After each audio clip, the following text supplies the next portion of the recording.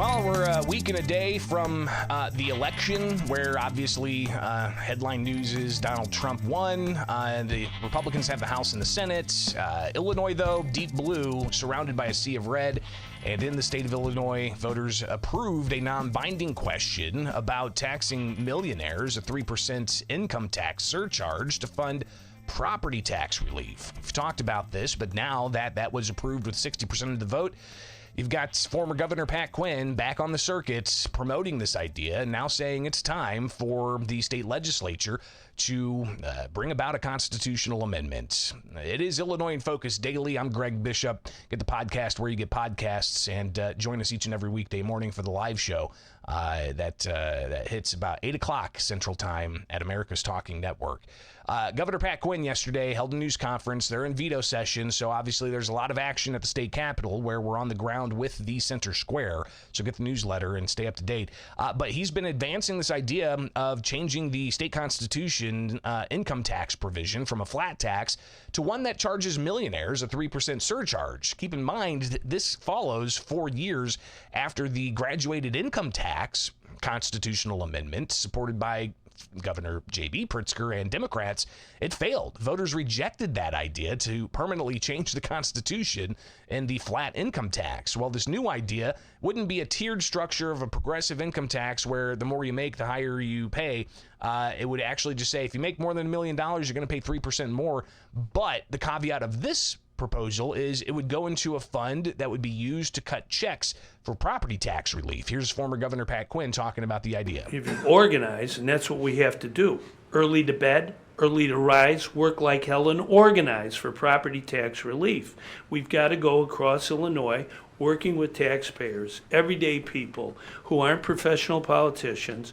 They're not big shots. They don't have a whole bunch of political action money. But I think we can win the referendum no matter how much the big shots spend against it. So clearly this was just a non-binding question on the ballot last Tuesday. If indeed it becomes a binding question, well, that could change things. Here's Senate Republican leader John Curran talking about the outcome of the non-binding referendum and what he anticipates would happen if this thing actually had teeth. I think the public spoke very forcefully and in favor of the current taxation process in the Constitution and rejected Governor Pritzker's, graduated income tax 2 years ago. I would not expect to see that come back. Those three measures were put on the ballot to crowd out any citizen ballot initiative. Let's be honest about what was going on there. Okay, there was a citizen ballot initiative going on in the state of Illinois. They didn't want it to make it to the ballot, so they crowded it out with 3 spots. It's great to get feedback from the public. That's fantastic, but likely a different result when you actually put some campaigning and educating behind it. So Quinn kind of responded to that saying, there is going to be a lot of money, but he believes voters will approve the millionaire surcharge idea.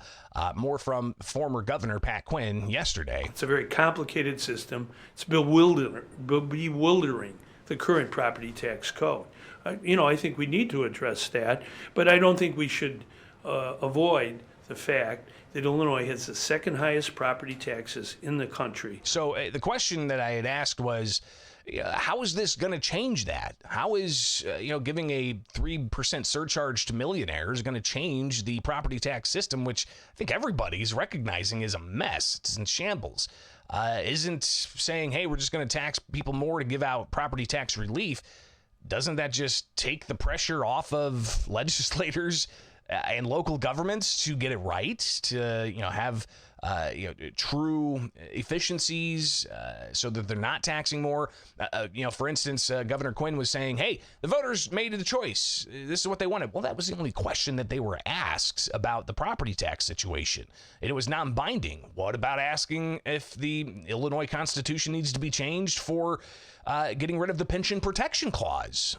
Because that's something that's driving a lot of costs, even with not just state government, local governments. If you look at the city of Springfield, when I was covering that for years, they would talk about how the majority of the entirety of their share of property taxes was going to pay for pension costs. So why not ask voters if they think that pension protection clause should be withdrawn? That was not a question asked to voters. So again, Governor Quinn, former governor, sharing his thoughts about, we should do this relief fund first, and then we'll get to reforms on property taxes later. Only New Jersey is higher, and I don't think we particularly want to be with New Jersey. We want to lower the property tax burden on people in our state. And if you take a look at some of these counties of our state, they're among the there's 8 counties in Illinois that are among the highest property tax counties in America. And so folks understand that the system is not fair. It needs immediate relief. The property tax rebate system is clear message to the taxpayer. They're going to get relief on an annual basis, protected by the Illinois Constitution. Other reforms, I think, are very important, but we're not going to wait on them. So Quinn, again, taking questions, saying that we need this property tax relief now. We're not going to wait on reforms. So he wants to move forward with the constitutional amendment question, which would have to be approved by the next General Assembly for the 2026 ballot. So already seeing the battle lines being drawn here, even from the Chicagoland Black Chamber of Commerce. The chairman of their board, Dr. Colonel Darden Jr., he shared his thoughts about Quinn's proposal. Governor Quinn's proposal is a hurtful proposal. It goes against the very fabric of America and capitalism. We want to be successful. All of us here want to be successful, and we don't want to get penalized for that success. And I think a proposal like that is not going to solve our property tax issue. To solve our property tax issue, we need to freeze the taxes, and we need to cut a check right now to every property owner in the state of Illinois. That's the first thing we need to do. We need to send a shockwave and make sure that it lights a fire under the General Assembly to actually come up with a common sense solution. And if you can't come up with one, then just shut it down. I personally believe that every taxpayer, property taxpayer in the state of Illinois should just stop paying the taxes today. Just stop paying them. For what? What are we paying them for if they can't come up with something? And if we did that, they would come up with something fast. It's interesting proposal there. Interesting kind of protest. It sends shockwaves to force legislators to do something about it. It sends shockwaves to force the local governments to do something about this.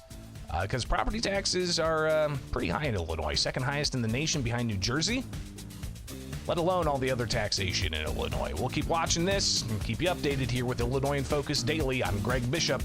Like, subscribe, hit that notification bell with America's Talking Network, and get the podcast where you get podcasts, and get the newsletter at thecentersquare.com.